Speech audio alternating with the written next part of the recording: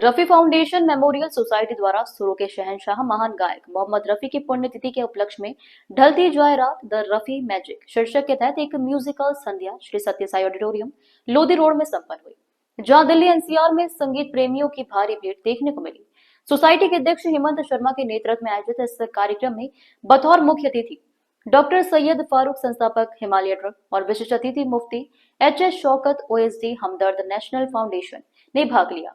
रफी साहब के परिजनों में से उनकी सुपुत्री यास्मीन व दामाद परवेज ने चीफ पैट्रन के रूप में कार्यक्रम को गरिमा प्रदान की। मंच संचालन करुणेश शर्मा और सीमा वर्मा ने संयुक्त रूप से शायराना व चुटीले अंदाज में किया।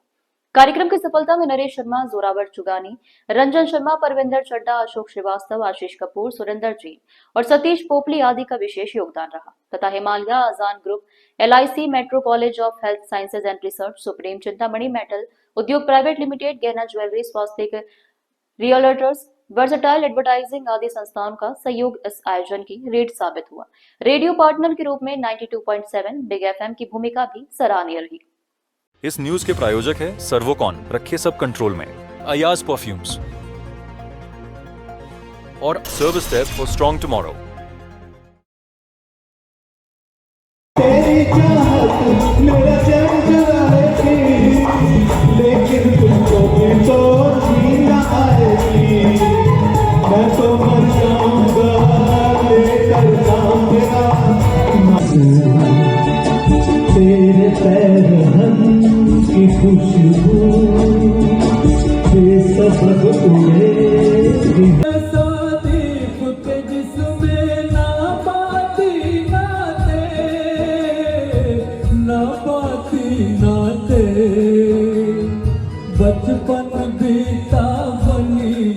नेशनल फाउंडेशन में मैं OSD हूँ और इस तरह के प्रोग्राम्स को हम लोग इनकरेज करते हैं और स्पॉन्सर भी करते हैं। और रहा मोहम्मद रफ़ी साहब की बात, जिस तरह से किसी बहते हुए दरिया का कोई गांव, मस्कन या देश नहीं होता, जिस तरह से किसी बच्चे की मुस्कुराहट का कोई मकसद नहीं होता, जिस तरह से किसी बहते हुए दरिया का कोई गांव, मस्कन या देश नहीं होता, उसी तरह से मोहम्मद रफ़ी की आवाज़ कुदरत की तख्लीक का एक करिश्मा थी।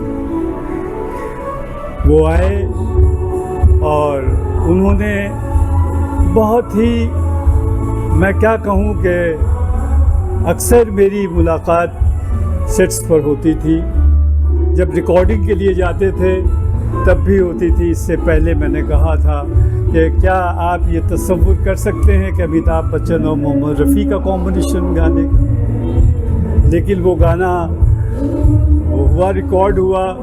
सुन मेरे भाई तेरे हाथ जोड़ता हूँ, हाथ जोड़ता हूँ, तेरे पाँव पड़ता हूँ, ये गाना मोहम्मद रफ़ी साहब ने गाया और अपने घर पे अपने बच्चों से बताया, आज मैंने अमिताभ बच्चन के साथ कर।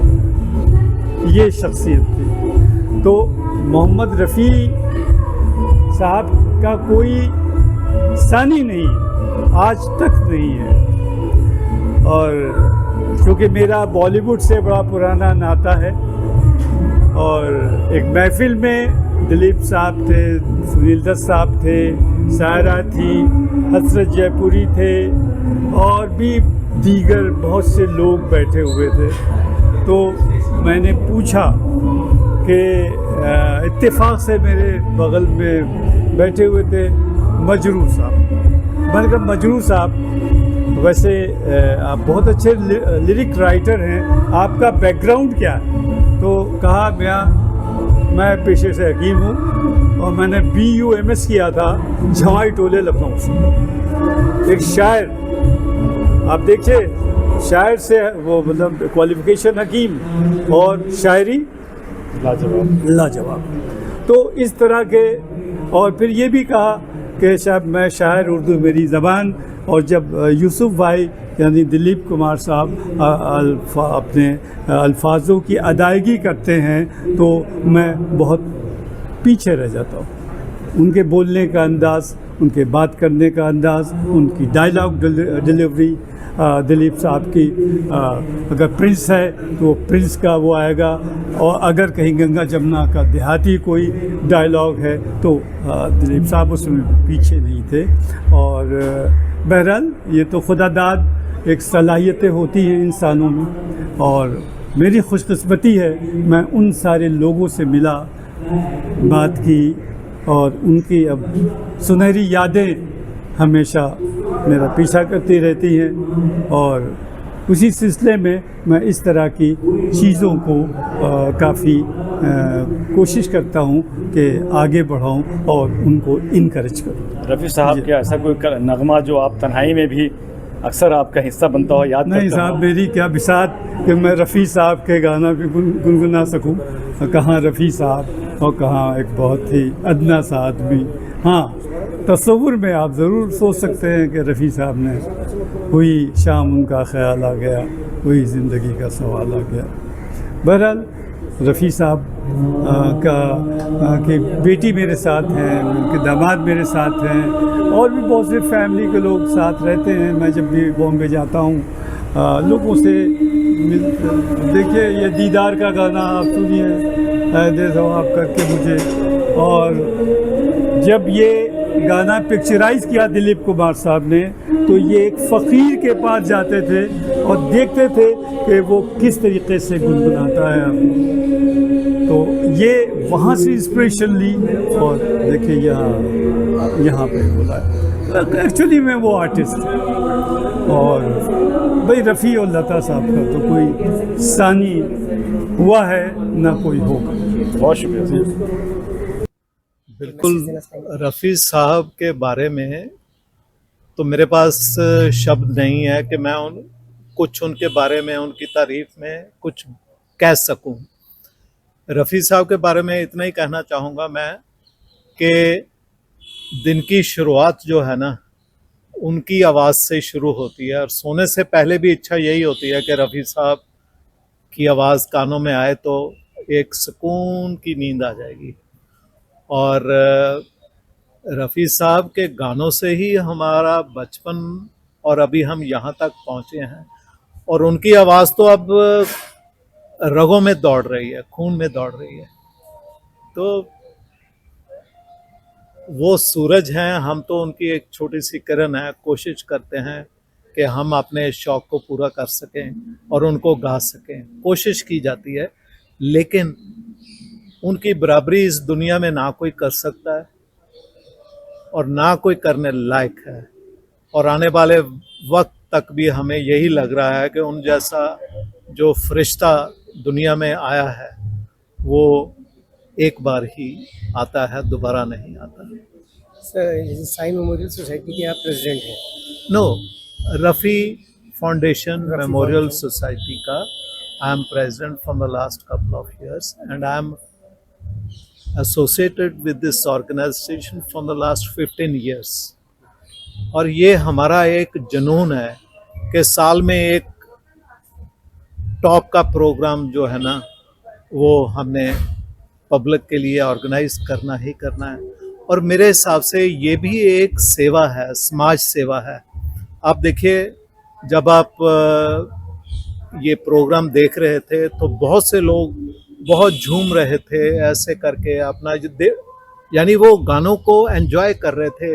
वो अपने ज़माने में खो जाते हैं जिस टाइम के जो सॉन्ग्स हैं, और कुछ पल के लिए, कुछ समय के लिए वो अपने दुख दर्द सब भूल जाते हैं।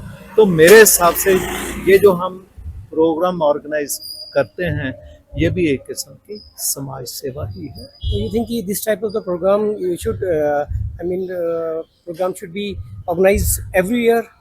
No, we organized every year. So it's organized for the last From the last 18 years we are organizing. और हमारे प्रोग्राम में सिर्फ रफ़ी साहब के ही गाने गाए जाते हैं। और मेरी एक खुशकिस्मती है कि मैं रफ़ी साहब की फैमिली से भी जुड़ा हुआ हूँ। उनके हमारे फैमिली रिलेशनशिप्स हैं, जैसे यास्मीन जी हैं, रफ़ी साहब की बेटियां हैं, उनके दामाद परवेज़ अहमद साहब हैं। इतने हम्बल, और मैं क्या बताऊं, मतलब इतना कुछ होने के बावजूद उनमें ज़रा भी गुमान नहीं है। दे आर वेरी हम्बल और हमें बहुत खुशी है उनसे मिल सर होती है आप खुशी। रफ़ी साहब से आपकी कभी कोई मुलाकात, कभी आप मिले हैं उनसे? देखो मेरी रूबरू बात नहीं हुई, लेकिन मुझे याद है एक बार बॉम्बे में रिकॉर्डिंग थी तो मैंने उनको दूर से गाते हुए देखा, तो मेरी उसी में ही खुशी रही कि यस, मैंने रफ़ी साहब को गाते हुए देख लिया रिकॉर्डिंग करते हुए। और बाकी जहाँ तक उनके गानों की बात है वो तो हमारी रूह को छूते हैं। सर जैसे कि आप परवेज साहब जो उनके सन इन लॉ हैं, वो आप उनके बहुत अच्छे करीबी दोस्त हैं, तो उनसे कोई अनसुना किस्सा सुना हो आपने रफ़ी साहब के बारे में जो पब्लिक को नहीं मालूम है? आप कुछ कोई ऐसा वाक़या कुछ आपको जो याद आ रहा हो, उन्होंने बताया हो, कोई शेयर करना चाहेंगे? ऐसे हैं, बहुत से ऐसे किस्से हैं। रफ़ी साहब दरिया दिल इंसान थे, उनको दूसरों को मदद करना, सेवा करना जो है ना उनके मन में हमेशा रहता था। उन्होंने आज तक कभी, मेरे ख्याल कभी किसी ने कुछ मांगा तो उन्होंने मना नहीं करा। इवन कई बार प्रोड्यूसर्स जो होते थे उनके पास पेमेंट करने के लिए पैसे नहीं होते थे, उन्होंने बिना एक पैसा लिए भी उन्होंने बहुत से गाने गाए हैं और म्यूज़िक डायरेक्टर्स या प्रोड्यूसर्स को सपोर्ट करा है ताकि वो ज़िंदगी में आगे बढ़ सकें। हाँ, एक मैं वाक़या आपको ज़रूर सुनाता हूँ। एक बार वो रिकॉर्डिंग के लिए जा रहे थे तो जो लिफ्टमैन था, लिफ्टमैन बहुत उदास से मूड में था। जैसे रोज़ रफ़ी साहब को वो विश करता था, उस दिन थोड़ा उदास था। तो रफ़ी साहब ने ऐसे ही पूछा कि क्या बात है, उदास क्यों हो? तो उसने बताया कि मेरी बिटिया की मैरिज है बहुत जल्दी, तो कुछ तंगी सी चल रही है घर के अंदर। तो रफ़ी साहब ने कहा कोई बात नहीं, वो सब ठीक कर देगा। ऊपर की तरफ वो इशारा करते थे, उनमें कभी मैं वाली बात नहीं आई, वो हमेशा यही कहते थे ठीक हो जाएगा सब। तो आप ये देखिए, रिकॉर्डिंग हुई तो जो प्रोड्यूसर ने लिफाफा रफ़ी साहब को दिया, तो जब वो लिफ्ट के लिए नीचे उतरे, वो सेम टू सेम, उन्होंने ये भी नहीं देखा उसमें कितने पैसे हैं, पूरे का पूरा पैकेट वो लिफ्टमैन को दे दिया और कहा कि जाओ आप अपनी बिटिया की शादी करिए, इससे कुछ मदद हो जाएगी। और बाकी ऐसे कई दरिया दिली वाले किस्से हैं, बिना पैसे के गा देना। आज की डेट में कौन ऐसा करता है? वो सिर्फ रफ़ी साहब थे, तभी तो उनको कहते हैं वो फरिश्ता है।